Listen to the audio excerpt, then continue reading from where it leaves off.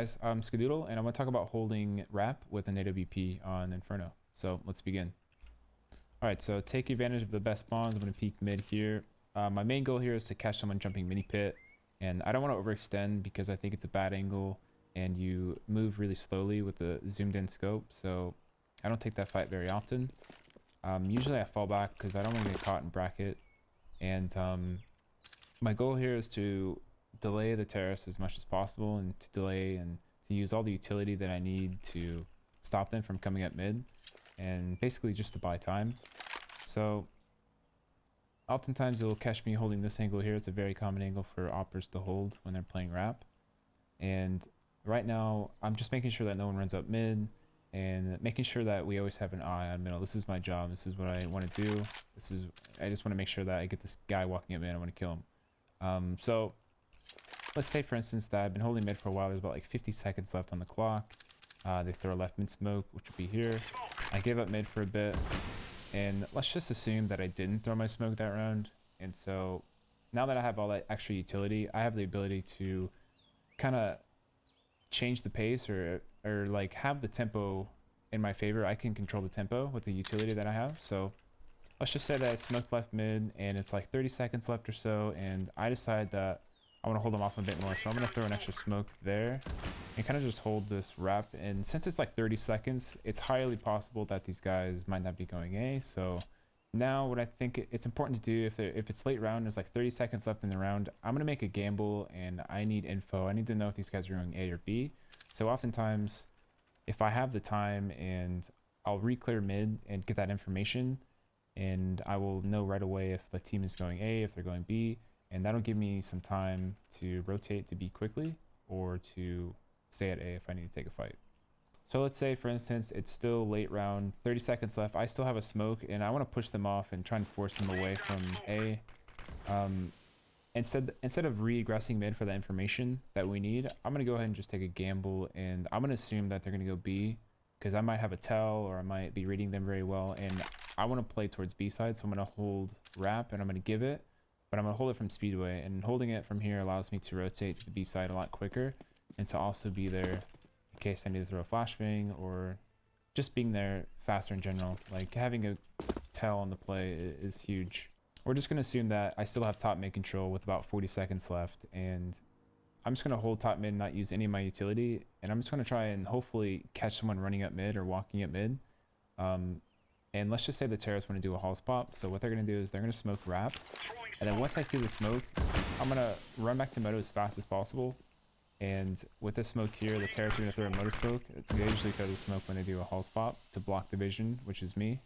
I always throw this flash above pit, above the bike, and then as I throw that, I always try and rush in and help my teammates in any way possible. So essentially my goal here is right when I see that smoke pop wrap, I'm trying to get the moto as fast as possible, and I want to be able to assist my teammates as fast as possible, because a Halls pop is an explosion. Like when you do the strat, the terrorist goals is to get out and jump in pit as fast as possible and to swarm the pit guy.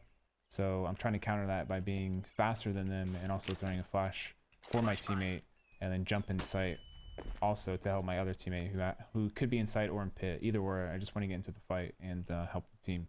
Now let's say, for instance, that we give top mid and we're just going to give it the entire round. We're not going to retake it. We're not going to look for information. We're just going to play back on the site. So a common spot for me is I like to play here.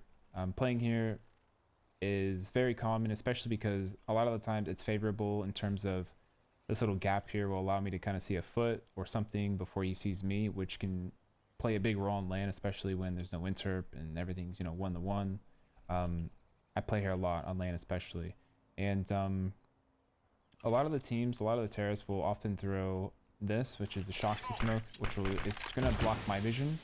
And so it's going to force me into several different options. Either I force myself back into A and I play passive and I give him spawn, and then we retake top mid from porch to get some information possibly, or they smoke me off and I fall back into library and I can hold speedway from library just to make sure no one tries to rat B, and essentially getting any kind of information that I can, because that smoke's going to block off my vision. So I need to do something. I need to make a play. I need to get some info. So I need to make a choice, any kind of option will do. So let's say I'm playing here top moto and the terrorists throw a Shoxy smoke, which is going to land here. Sometimes I like to use my utilities, for instance my Molotov, to delay whatever they're trying to do and to buy myself some time, either to move into CT spawn to get a better angle, or it could be to delay them from wrapping B. Like doing something to counteract their smoke is better than doing nothing at all. There's also going to be another instance where on Inferno is really popular for the terrorists to wrap with pistols. For instance, like CZs, they're just trying to catch the upper off guard and they just want to rush him as fast as possible. So when I know it's an eco round, I like to play everything else I like to play like top mid pretty normally. I don't like to get caught with my nade out, especially if they're on pistols.